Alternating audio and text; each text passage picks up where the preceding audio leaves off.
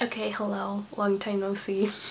I don't want to bore you with the reason I was gone for a few months. We all know I'm not consistent on this channel, so let's just move on and talk about my favorite books of 2022. First things first, I only have 6 books to talk about and no honorable mentions. I read 55 books last year and yeah, I don't know, not the greatest year. Yeah, but I still have a few books I would like to talk about. Hopefully this will be short, not only because I don't have that many books to talk about, but also because I do not know how to talk about books I really enjoyed.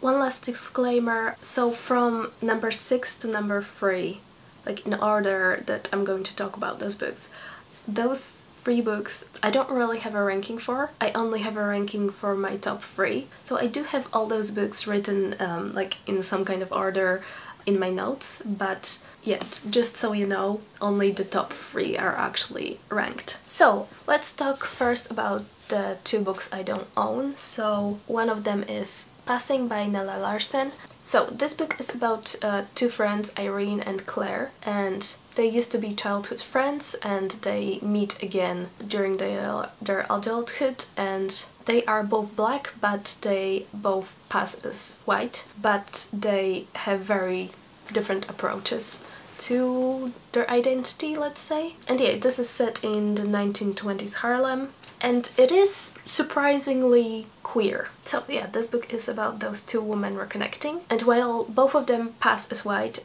one of those women is married to a black man and the other is married to a white man who is a racist and doesn't know that his wife is actually black. This is a very short book. I actually listened to it on audiobook in one sitting. The audiobook was, I think, 4 hours long, and it is very easy to read. But don't get me wrong, because while there is a sort of simplicity of writing or simplicity of form in this novel, this book covers a variety of different topics, and it is a fascinating kind of psychological portrayal of 2 very complex women, and it definitely does a lot of showing instead of telling. A lot of the times it's actually about what's not being said, and I would love to analyze this book in an like academic setting. Yeah, reads very quickly, and there is this like underlying sense of, I don't know if dread is the right word, but yeah, because one of the women is white passing and she has a racist husband, there is this like uneasiness whether he will find out and what he will do, and yeah, you know, whether the secrets will come out. And it does have a very impactful ending. On number 5 we have Sitting Pretty by Rebekah Taussig. Yeah, this one I also don't have physically because I listened to it on audiobook, and I would recommend the audiobook because it is read by the author. So basically this is a memoir in essays, which I really enjoyed this type of format, and I do think it is a great place if you want to start reading different books on like disability studies. This is a very accessible book. Even if she talked about some more complex like academic ideas, she presented them in a very accessible, easy to understand way, because it is part memoir, and also maybe because Rebekah is actually also a teacher. The kind of more academic ideas never felt like dry, and a lot of the stories were told in a very humorous way. I really like the, I don't know, narrative voice. It felt very nuanced, and it really made me think. Like, it really challenges some of the ideas that are kind of embedded in our society, and really kind of made me reframe what disability is and what it isn't. Yeah, she talks about, you know, lack of representation, inclusivity, accessibility. She talks about having trouble to find housing because a lot of the buildings are not accessible, and it did make me think like not also about, you know, apartments, housing, but also about like restaurants, cafes, how a lot of them are not accessible. Yeah, so definitely recommend it. I do think everyone should read this. Okay, next we have A Country Doctor's Notebook by Mikhail Bulgakov. And Bulgakov actually was like a doctor by training. He did study medicine at university, and just like the main character of this book, he was, after finishing his studies, he was sent to this like provincial hospital where he was like the only doctor there. I would say that you are really going to enjoy this if you are a 20-something-year-old that has ever dealt with imposter syndrome. Like, this is a book for you. Because the main character of those stories, you know, like ran this hospital almost by himself. There are like 2 nurses and a pharmacist aside from him. The first short story was the most impactful, very gruesome, because I think that the first short story was about amputation.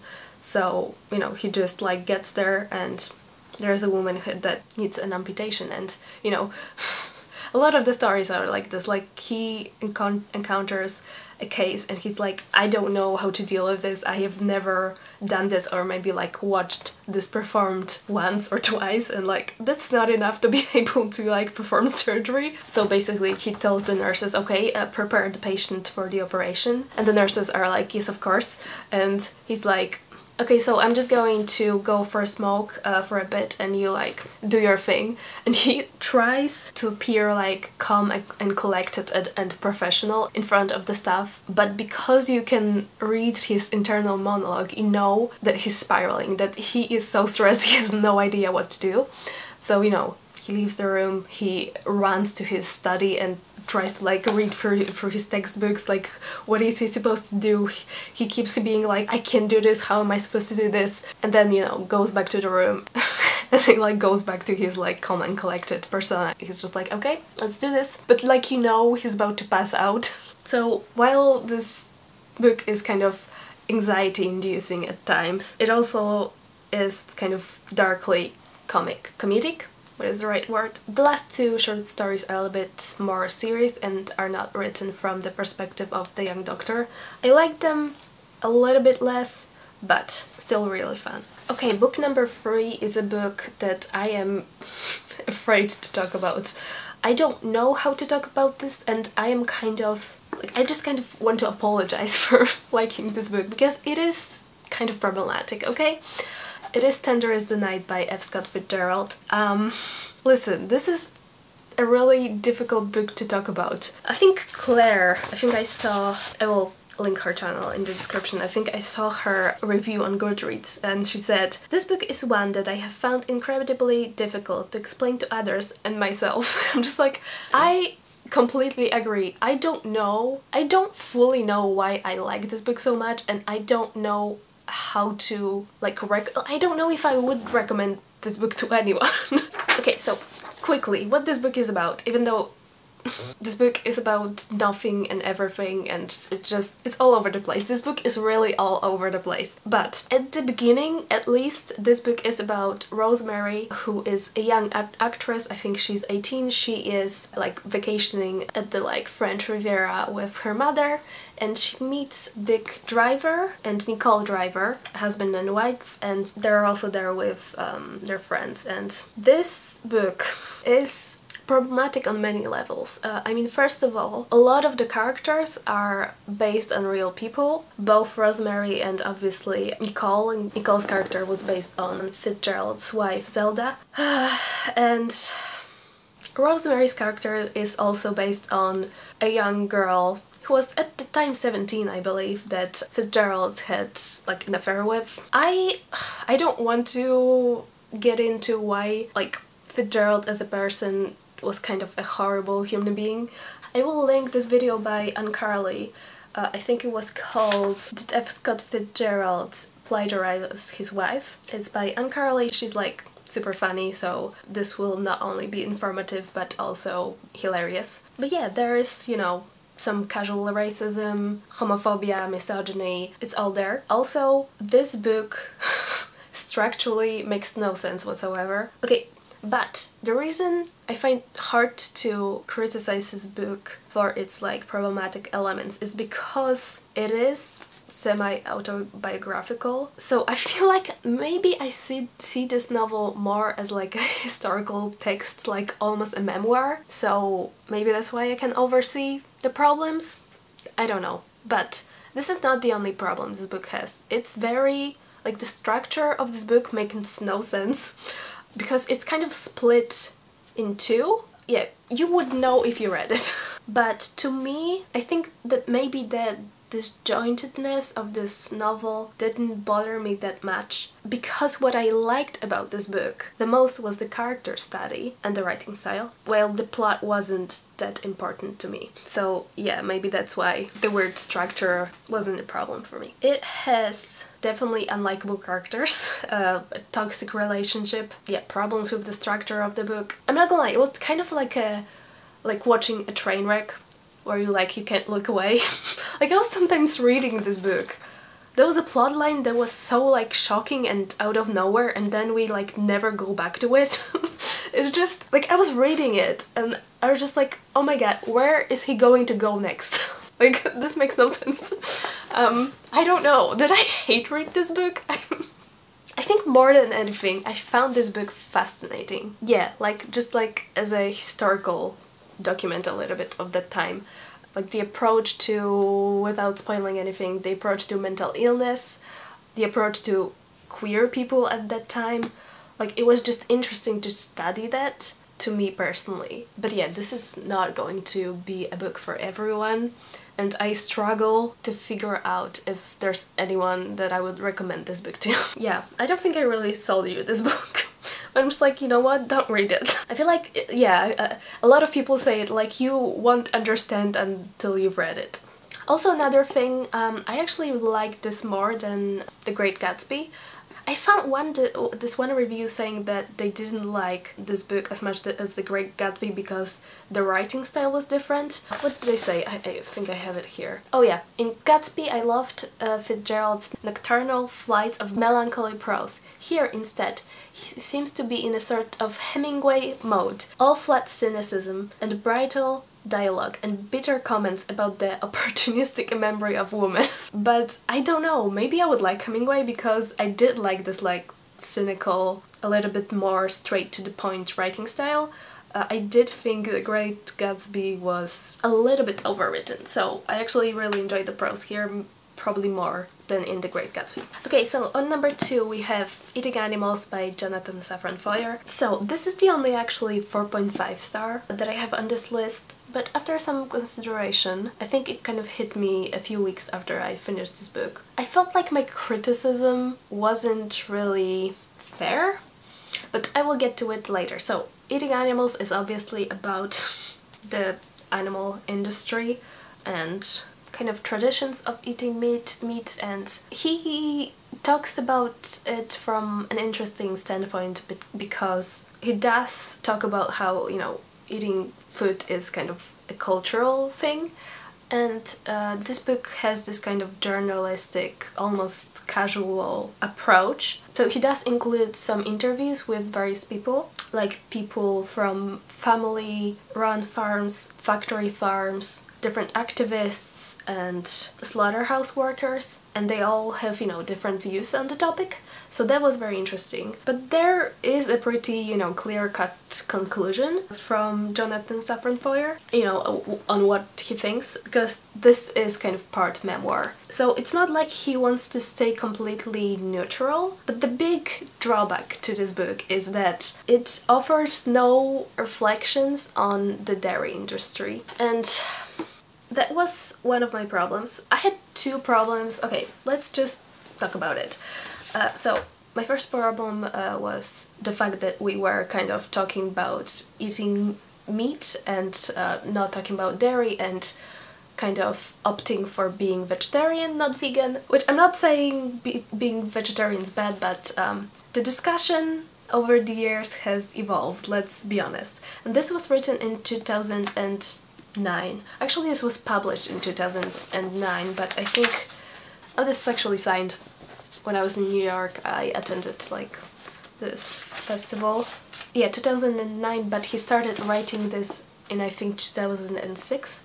So I think it's pretty naive to kind of think that the discussion from the like early 2000s has not evolved. And I'm not saying there were no vegans in like 2006, 2007, whatever. But yeah, it was just a different time. And another thing that bothered me was, well, not really bothered me, but just like made me enjoy this book a little bit less, was the data. but it's not the fault of this book really, because sometimes there are like paragraphs or pages of like different statistics, and because this was published in 2009, every time I had this like paragraphs of statistics, I kept kind of losing my focus, kind of drifting away, because I knew that this data wasn't, you know, recent, and I just kept thinking, oh, I wonder how those numbers look now. But as you can see, both of those critiques are just kind of based around the fact that this book was published in 2009. And that's not the fault of this book, you know? So I would like to say that this book made a very big impact on me, and I did change my diet for now to a pescatarian diet, so I still eat fish and seafood. But yeah, there are some, you know, there are some descriptions from like different factory farms that are still with me because they were so gruesome. And you know, after some time, kind of seeing how big of an impact this book made on me, I realized that I do think this is a very fundamental book, you know, when it comes to this topic. And I do think I should change my rating to a 5-star because, and bear with me, because this example might sound weird, but I started thinking about this book how I would think about like classical sociological texts. So like, for example, On Suicide by Durkheim is a fundamental text. He does talk about different statistics on suicide, and how, you know, statistics are very important to kind of analyze different like social issues. And obviously when you read the text from, I don't know, 19th century, you kind of look at the merit. Like obviously there are different statistics presented in the text, but that's not what's important. Obviously it's going to be out of date, but you look at the like philosophy, the ideas, like that's what's important. And you know, there might be some aspects that are a bit out of date, but that's not really the fault of the book that it was written at a certain time, you know? So that's how I'm looking at this book. Like, yes, this discussion could have been more nuanced. So if you are interested in the topic, I do think this is also a good place to start. It might challenge some of your perceptions, and this book was read by thousands of people, and a lot of them changed their dietary habits because of this book, so I do think it's worth a shot. And then on number 1 we have, unsurprisingly I think, Whispered by Iain Reid. I did talk about this book during my Weekend Ween reading vlog, so my previous video. So I don't think I'm going to say anything new, but okay, let's talk about the synopsis. This book is about an older woman called Penny. She is living alone in her apartment. Her partner passed away not too long ago, and she is starting not to do so well on her own. She has an accident, and it is decided that she has to go to this like care facility in the woods so she can be taken care of. This is a very special facility because it only has like 4 residents, like elderly residents, and 2 kind of staff members. And yeah, things are not as they seem to be. Penny starts to distrust the staff members because of various weird incidents, and yeah, that's all I want to say. So first things first, this is categorized as horror. On Goodreads I think it's called philosophical suspense, but if you're going to read this book, I need you to know that this is not like a twisty-turny, kind of action-packed kind of horror. This is a rather slow book with a very kind of sparse prose. And the type of horror that this is, there's like this constant layer of uneasiness throughout this book. So there's something weird going on, but you can't quite put your finger on it. So I would say it's more of a like a literary horror. It talks about how when we're aging we can lose our independence, our memory, but also our individuality. Things that we used to love we can no longer enjoy, or we are physically unable to do them.